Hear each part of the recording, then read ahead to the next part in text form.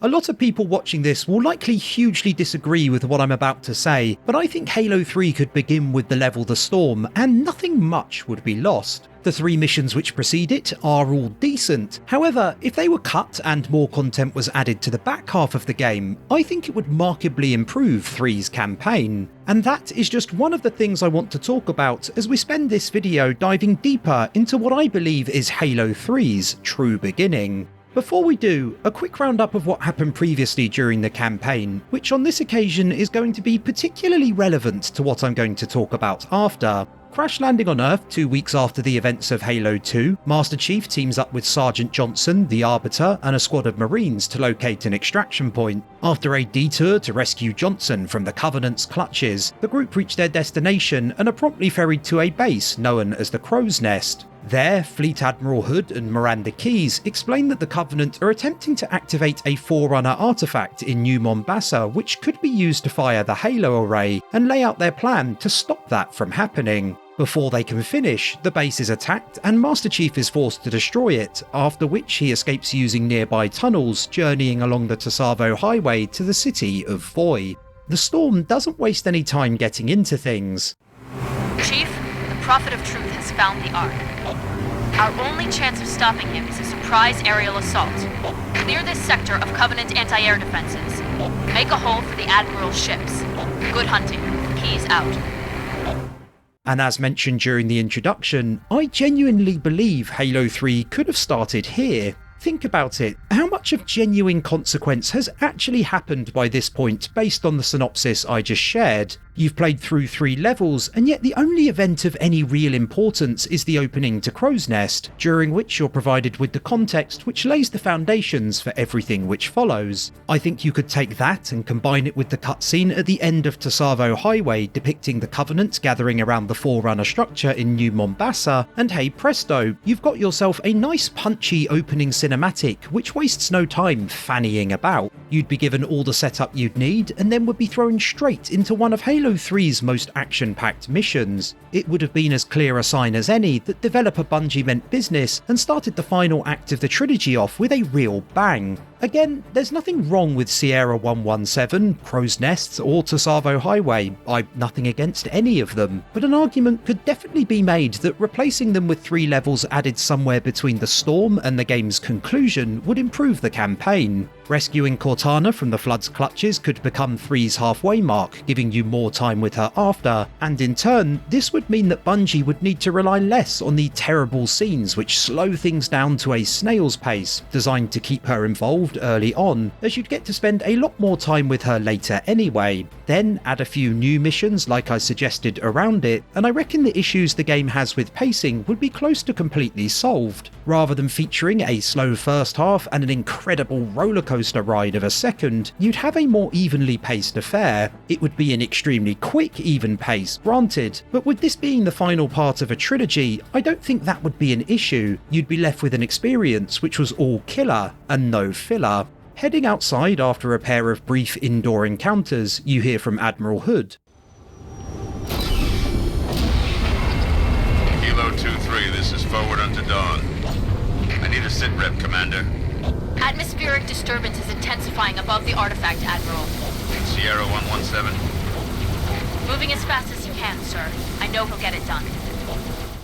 Before you're tasked with destroying the Covenant's anti-air defences, I really like how the Storm is structured, with each and every battle carrying real weight, and I think the best way to highlight how Bungie has managed that is to compare it to previous level Tsavo Highway. Contextually, Tsavo Highway is about Master Chief travelling from the Crow's Nest to the city of Voi, and its structure reflects that. There's practically no segmentation between your starting point and your end destination. It's essentially one long stretch, which makes sense as by its conclusion you yourself also feel like you've been on a journey. The Storm, on the other hand, is about making a hole through to the Forerunner structure claimed by the Covenant, and so Bungie switches up the level design to match. Rather than it being a smooth continuous journey like Tsavo Highway, the Storm is about moving closer to your destination through a congested area in short, sharp bursts, with each involving a pitched battle against the Covenant. Every combat arena feels like its own thing, almost separate from what came before, with fresher AI-controlled Marines or indeed later factory workers arriving on the scene nearly every time you transition from one encounter to the next. It makes the Storm rather unique. During most Halo levels, some Marines will join you before eventually meeting their maker, and you may then have to wait a good while for more to be ferried in. But in the Storm, you're always only a few short minutes or less away from being further reinforced. It gives events a dynamic quality to an extent not often present in the series. Every encounter is hectic, with something happening every which way you look, which in turn helps every encounter also feel important. It really does give the impression of you slowly and methodically grinding your way across Voy as the UNSC throws squad after squad of Marines at the problem.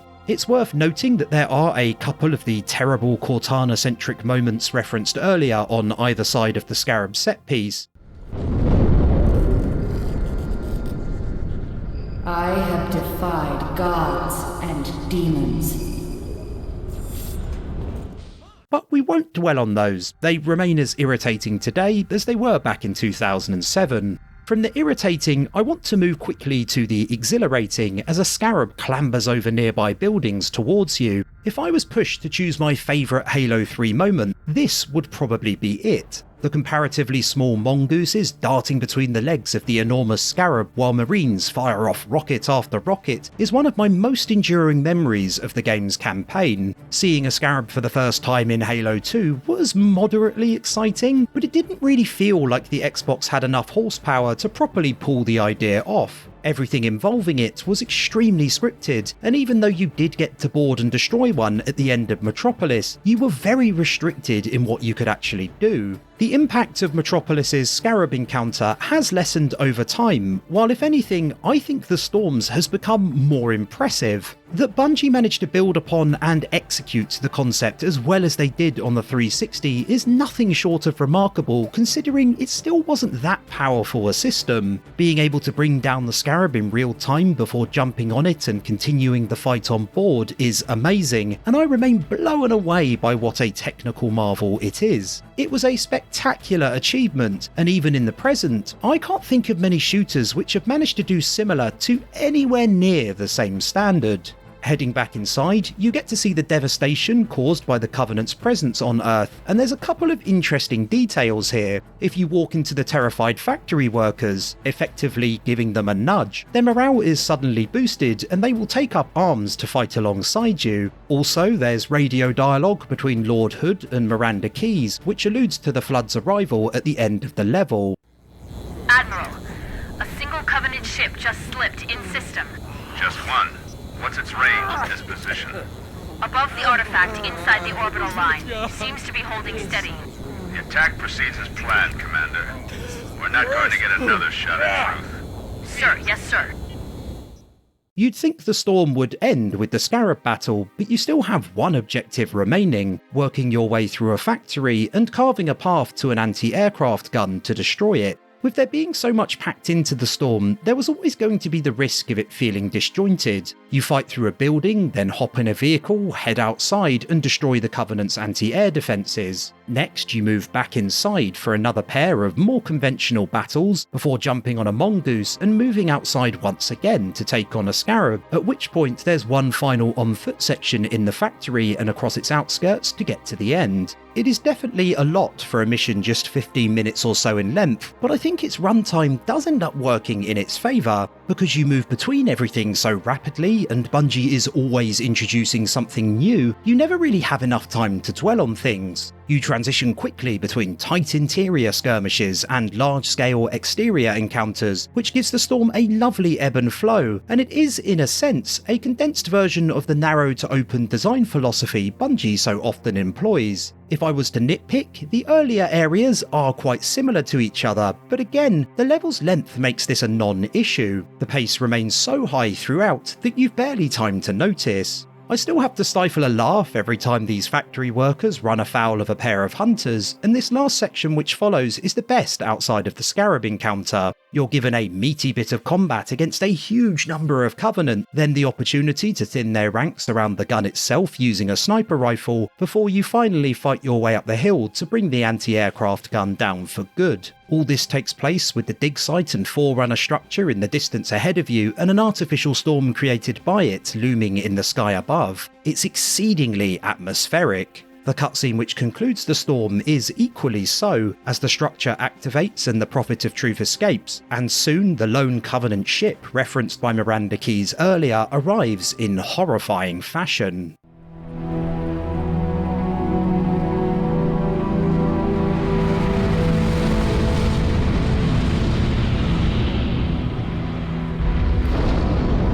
What is it?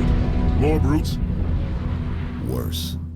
The storm marks the point where Halo 3 really gets going, and I well and truly believe it should have been where the game started. Its fast pace keeps you engrossed from beginning to end, and the battle with the Scarab is an immediate demonstration of just how much Bungie managed to step up their game when transitioning to a new generation of hardware. I always have a brilliant time playing through the storm, and its name I think is quite appropriate, as it's loud, turbulent and atmospheric, and it never lets up for a second. Thanks for watching the video, boys, girls and Spartans. If you had a good time, do consider liking, subscribing and letting me know your thoughts, and hopefully I'll see you all again soon.